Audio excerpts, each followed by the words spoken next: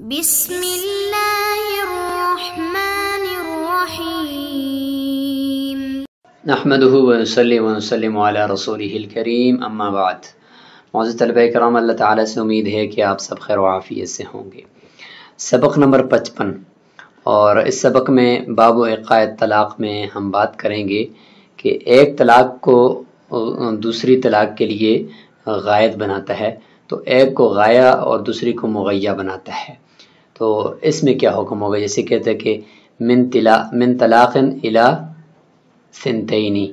یا من طلاق الی ثلاث، کہ آپ کو ایک سے لے کر 2 طلاقیں یا ایک سے لے کر 3 طلاقیں، تو من کے بعد جو طلاق ہوتی ہے وہ مغیہ کہلاتی ہے، اور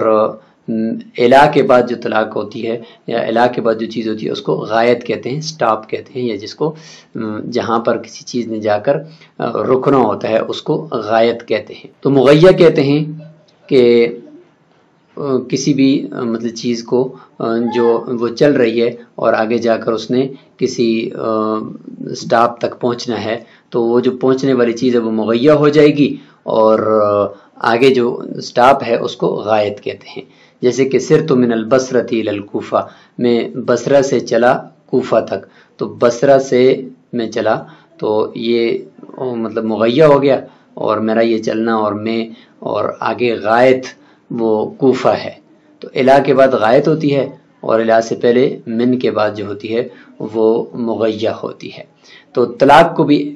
ایک کو غائد اور دوسری کو مغیہ بنا رہا ہے، تو اس کا حکم آج ہم پڑھتے ہیں، جس میں ائمہ کے اقوال بھی ہوں گے۔ فرمایا کہ وَلَوْ قَالَ أَنْتِ طَالِقٌ مِّنْ وَاحِدَةٍ إِلَى ثِنْتَيْنِ، آپ کو طلاق ہے ایک سے لے کر 2 تک، واحدہ یہ مغیہ اور ثنتین یہ غائد ہے، یا یہ بولا او ما بین واحدۃ الی ثنتین، ایک سے لے 1 اور 2 کے درمیان آپ کو طلاق ہے، تو ان دونوں صورتوں میں ایک طلاق واقع ہوگی۔ یہ متن امام ابو حنیفہ رحمہ اللہ کے قول کے مطابق ہے۔ وَلَوْ قَالَ، اگر کہتا ہے من واحدۃ الی ثلاث، ایک سے لے کر 3، او ما بین واحدۃ الی ثلاث، یا 1 اور 3 کے درمیان آپ کو طلاق ہے، تو اس صورت میں 2 طلاقیں واقع ہوں گی، یہ امام ابو حنیفہ رحمہ اللہ کے نزدیک۔ وقال فی الاولی، اور صاحبین فرماتے ہیں کہ پہلی صورت میں یعنی جب یہ کہتا ہے کہ طالق من واحدۃ الی ثنتین یا ما بین واحدۃ الی ثنتین، اس میں 2 طلاقیں واقع ہوں گی، اور وفی الثانیۃ، اور یہ جو تیسری اور چوتھی صورت ہے کہ 1 سے لے کر 3 اور 1 اور 3 کے درمیان طلاق ہے، اس میں 3 طلاقیں واقع ہوں گی۔ اور امام ظفر رحمہ اللہ کے نزدیک پہلی صورت کے اندر یعنی 1 سے لے کر 2 تک، اور یا 1 اور 2 کے درمیان، اس لفظ کے اندر کوئی بھی طلاق واقع نہیں ہوگی، لا یقع شیء۔ وفی الثانیۃ، اور یہ جو صورت ہے کہ 1 سے لے کر 3 یا 1 اور 3 کے درمیان، اس صورت کے اندر امام ظفر رحمہ اللہ کے نزدیک دونوں میں 1 طلاق واقع ہوگی، وہو القیاس۔ ان 4 صورتوں کو ایک نظر پہلے آپ دیکھ لیں، پھر یہ جو اس میں 3 اقوال ہیں، امام ابو حنیفہ رحمہ اللہ، صاحبین اور امام ظفر رحمہ اللہ، تو اس کو بھی ہم دیکھتے ہیں اور دلائل انشاءاللہ کتاب سے سمجھتے ہیں۔ پہلی صورت ہے کہ 1 سے لے کر 2 تک آپ کو طلاق ہے، دوسری صورت ہے 1 اور 2 کے درمیان میں طلاق ہے، تیسری صورت 1 سے لے کر 3 تک طلاق ہے، اور چوتھی صورت 1 اور 3 کے درمیان میں طلاق ہے۔ ان 4 اقوال کو آپ ذہن میں رکھیں اور ان 4 صورتوں کو ذہن میں رکھیں، آگے ائمہ کے اقوال ان سے متعلق دیکھتے ہیں۔ سب سے پہلا قول امام ابو حنیفہ رحمہ اللہ کا، وہ فرماتے ہیں کہ غایت اور مغیہ کے حکم میں، غایت جو ہے وہ مغیہ کے حکم میں شامل نہیں ہوتی، یعنی الا کے بعد والی جو طلاق ہے وہ الا سے پہلے والی طلاق کے ساتھ حکم میں شامل نہیں ہوگی، اور پہلے والی ہی صرف شامل ہوگی۔ فرماتے ہیں مغیہ تو شامل ہوگا حکم میں، لیکن غایت یعنی الا کے بعد جو غایت ہوتی ہے وہ شامل نہیں ہوگی۔ دلیل اپنی جگہ پر آ رہی ہے، لہٰذا حکم یہ ہوگا کہ پہلی اور دوسری صورت میں صرف 1 طلاق واقع ہوگی، باقی نہیں، اور تیسری اور چوتھی صورت میں 2 طلاقیں واقع ہوں گی، کیونکہ وہاں پہ 1 سے لے کر 3 کا ذکر کیا تو تیسری واقع نہیں ہوگی، پہلی والی 2 ہوں گی، اور 1 سے لے کر 2 یا 1 اور 2 کے درمیان والی صورتوں میں صرف 1 طلاق یعنی پہلی واقع ہوگی، دوسری نہیں ہوگی۔ صاحبین کے نزدیک غایہ مغیہ کے حکم میں شامل ہوگی، یعنی غایت بھی اور مغیہ دونوں حکم میں شامل ہوں گی. دونوں ہوں گی تو ایک سے لے کر 2 والی صورت کے اندر 2 طلاقیں واقع ہو جائیں گی، اور ایک سے لے کر 3 والی صورت کے اندر 3 طلاقیں واقع ہوں گی. اور امام ظفر رحم اللہ کے نزدیک غایہ اور مغیہ دونوں حکم میں شامل نہیں ہوں گے، یعنی غایت بھی حکم میں شامل نہیں ہے، مغیہ بھی حکم میں شامل نہیں ہے، ان کے بیچ میں جتنا بھی ہے وہ شامل ہوگی. لہذا 1 سے لے کر 2 تو 1 بھی شامل نہیں، 2 بھی شامل نہیں، بیچ میں کوئی ہے نہیں، تو لہذا پہلی اور دوسری صورت میں کچھ بھی طلاق واقعہ نہیں ہوگی، جبکہ تیسری اور چوتھی صورت میں ایک طلاق واقع ہوگی، کیونکہ 1 سے لے کر 3، 1 اور 3 کے درمیان صرف دوسری نمبر والی طلاق ہوتی ہے، وہ واقع ہو جائے گی، باقی کچھ بھی واقعہ نہیں ہوگا. تو یہ ائمہ کے اقوال ہیں. اب ہر ایک کی دلیل سمجھتے ہیں. سب سے پہلے امام ظفر رحمہ اللہ کا قول، اس کی دلیل سمجھتے ہیں. وہ فرماتے ہیں کہ غایت اور مغیت دونوں شامل نہیں ہوگی. تو دلیل یہ ہے کہ لأن الغایۃ لا تدخل تحت المضروب له الغایہ. مضروب له الغایہ مغیہ کو کہتے ہیں، یعنی من کے بعد جو ہے نا، اس کو مضروب له الغایہ یعنی جس کے لیے غایت بنائی جا رہی ہے، یہ الہ کے بعد والی وہ غایت بنایا جا رہا ہے، تو مضروب له الغایہ یہ پہلے والی ہو جائے گی جس کے لیے غایت بنائی جا رہی ہے، یعنی سٹاپ بنایا جا رہا ہے. تو فرماتے ہیں کہ مضروب له الغایہ کے تحت غایت یعنی شامل نہیں ہوگی، یعنی الہ کے بعد والی طلاق وہ الہ سے پہلے والی طلاق میں شامل نہیں ہوگی.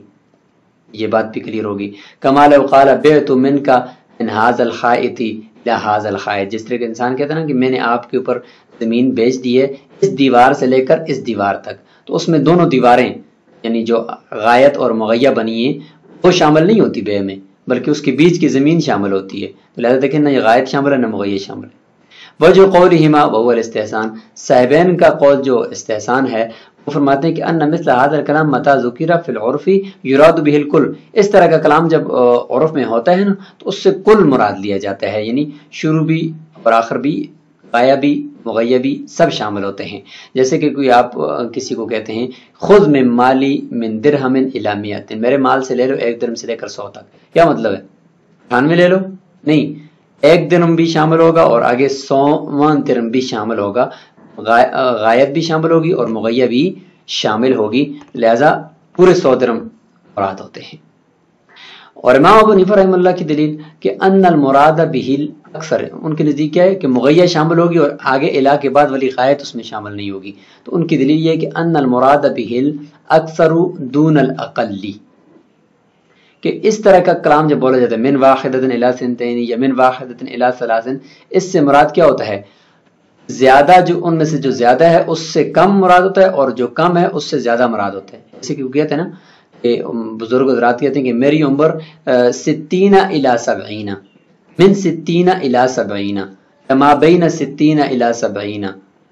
اس طرح کہہ رہے ہوتے ہیں کہ میری عمر 60 سے 70 کے درمیان میں ہے، یا 60 سے لے کر 70 تک ہے. تو کیا مطلب ہوتا ہے؟ 60 شامل نہیں ہے اس میں، 60 تو شامل ہوتا ہے بلکہ آگے 70 شامل نہیں کرتے. وہ 60 اور 70 کے بیچ کا مطلب یہ ہے، یا 60 سے لے کر 70 تک کا مطلب یہ ہے کہ 70 شامل نہیں ہے میری زندگی میں، صرف 60 کے بعد کا زمانہ ہے اور 70 سے کم کا زمانہ ہے. تو یہاں پر بھی اسی طریقے سے ہوگا کہ مغیہ شامل تو ہوگی لیکن غایت شامل نہیں ہوگی. وما بین 60 الی 70، اس طریقے سے جب کہہ رہے ہوتے ہیں تو یریدون بہ ما ذکرنا، اس سے یہی ہوتا ہے کہ اقل یعنی 60 اس سے اکثر مراد ہوتا ہے، اکثر یعنی 70 اس سے اقل مراد ہوتا ہے. وَإِرَادَةُ الْكُلِّ فِيمَا طَرِيقُهُ طَرِيقُ الْإِبَاحَةِ، صاحبین کو جواب، صاحبین نے فرمایا کہ اس طرح کے کلام سے کل مراد دیا جاتا ہے. فرماتے ہیں کہ کل تو اس مثالوں میں مراد دیا جاتا ہے عرف میں جس کا اباحت کا طریق ہو، یعنی جو مباح ہو. جیسے کہ درم کی مثال صاحبین نے دی تو وہ مباح ہے، جس کی اجازت ہو، کما ذکرہ ہونا چاہیے، یا کما ذکرہ تو پھر صاحبین کا قول کی طرف اشارہ، یا کما ذکرہ تثنیہ بعض نسخوں کے اندر ہے، یعنی جس طریقے سے صاحبین نے ذکر فرمایا. تو وہاں پر تو ٹھیک ہے، لیکن طلاق کے اندر فرماتے ہیں کہ اذ الاصل فی الطلاق والحظر، طلاق کے اندر اصل تو منع ہے، اس کے اندر اباحت تو نہیں ہے، لہذا اس کے اندر ظاہر یہی ہے کہ وہ آخر کو شامل نہیں کر رہا، شروع والے حصے کو شامل کر رہا ہے، کیونکہ اصل تو منع ہے. ثم الغایۃ الاولی، اب امام ابو حنیفہ رحمہ اللہ کے نزدیک مغیہ یعنی غایت اولا مغیہ کو کہتے ہیں، اور غایت یعنی ثانیہ وہ غایت کو ہی کہتے ہیں۔ تو غایت اولا یعنی من کے بعد جو ہے وہ تو شامل ہوگی ہوگی، کیوں جی؟ اس لیے کہ لابد ان تکون موجودتاً لترتب علیہ الثانیۃ، تاکہ اس کے اوپر ثانیہ کو مرتب کیا جا سکے۔ ظاہر ہے کہ پہلی ہوگی تو تب اس کے اوپر دوسری ہوگی نا، جب پہلی ہی کو آپ نہیں کریں گے تو دوسری پھر وہ پہلی بن جائے گی، تیسری دوسری بن جائے گی، تو لہٰذا پہلی کو ہمیں ہماری مجبوری ہے کہ اس کو ہم شامل کریں حکم میں، تاکہ اس کے اوپر دوسری کو دوسری کہا جا سکے اور اس کو مرتب کیا جا سکے۔ وجودها بوقوعها، اور پہلی طلاق کو کا موجود ہونے کا کیا مطلب کہتے ہیں؟ اس کا وجود کا مطلب یہ کہ اس کا واقع ہونا، پہلی واقعہ تو ہو کر ہی رہے گی تاکہ اس کے اوپر پھر دوسری مرتب ہو، تو لہٰذا اس لیے ہمیں مغیہ کو شامل کرنا پڑا، غایت کو شامل کرنے کی ضرورت نہیں۔ بخلاف البیع، یہ امام ظفر رحمہ اللہ کو جواب دیا جا رہا ہے کہ انہوں نے فرمایا کہ جیسے کہ بیع کے اندر ہوتا ہے کہ بیت من کا من ھذا الحائط الی ھذا الحائط، کی اس دیوار سے لے کر اس دیوار تک میں نے آپ کے اوپر فروخت کر دیا، اور وہ دیواریں شامل نہیں ہوتی، نہ غایت نہ مغیہ۔ تو جواب دیتے ہیں کہ لأن الغایۃ فیہ موجودۃ قبل البیع، کیونکہ خرید و فروخت کے مسائل میں جو غایت ہے نا وہ بیع سے پہلے موجود ہوتی ہے، لہٰذا ہمیں یعنی پہلی جو مغیہ ہے اس کو شامل کریں اور اس کی ضرورت نہیں ہے، یعنی پہلے تو ہم اس وجہ سے کر رہے تھے نا کہ پہلی غایت کو شامل کریں یعنی مغیہ کو، تاکہ اس کے اوپر دوسری کو مرتب کر سکیں، کیونکہ وہ وہاں پر موجود نہیں ہوتی۔ جیسے کہ طلاق ہے تو ایک طلاق سے لے کر دو طلاق کا مطلب یہ کہ ایک طلاق کو ہم نے شامل کرنا ہے تب اس کے اوپر دوسری کو مرتب کرنا ہے نا، الا کا لفظ تب ہی درست ہوگا، تو وہ اس وجہ سے کر رہے تھے کہ وہاں پہ دونوں موجود تو نہیں تھی نا، طلاقیں دونوں موجود نہیں تھی، مرتب کرنا پڑتا تھا دوسری کو، تو اس کے لیے پہلی کا ہونا ضروری ہے، تب دوسری دوسری کہلائے گی، تیسری تیسری کہلائے گی۔ لیکن جہاں تک خرید و فروخت کے مسائل ہیں وہ تو نفس الامر میں ہمیں ایک دیوار مغیہ بنایا، دوسری دیوار کو مثلا غائب بنایا، من ھذا الحائط الی ھذا الحائط، وہاں پر تو دیواریں خارج میں پہلے سے موجود ہیں، ہمیں ایک دیوار کو اگر ہم بیع سے نکال دیں تو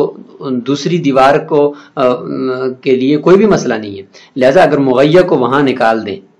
من ھذا الحائط کو اگر نکالیں تو الی ھذا الحائط اس کے اوپر مرتب کرنا کوئی مسئلہ نہیں ہے، کیونکہ وہ تو پہلے سے وہاں خارج میں موجود ہے دیوار، تو ہمارے مسئلے کے اندر تو طلاقیں موجود ہی نہیں ہے، اس لیے پہلی کا ہونا ضروری ہے تاکہ اس کے اوپر دوسری کو الی ھذا